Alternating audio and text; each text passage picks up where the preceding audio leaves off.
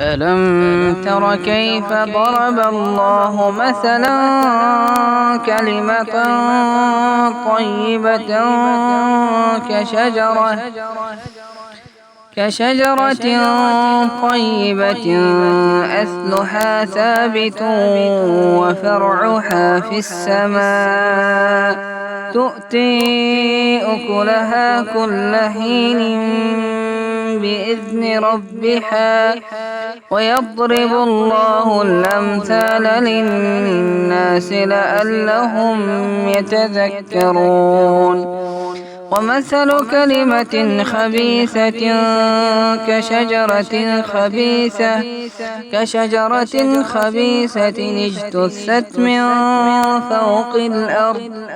ما لها من قرار يثبت الله الذين آمنوا بالقول الثابت في الحياة الدنيا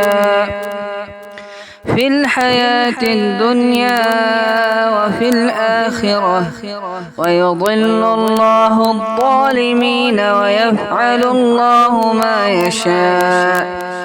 ألم تر إلى الذين بدلوا نعمة الله كفرا وأحلوا قومهم دار البوار جهنم يصلونها وبئس القرار وجعلوا لله أندادا ليضلوا عن سبيله قل تمتعوا فإن مصيركم إلى النار.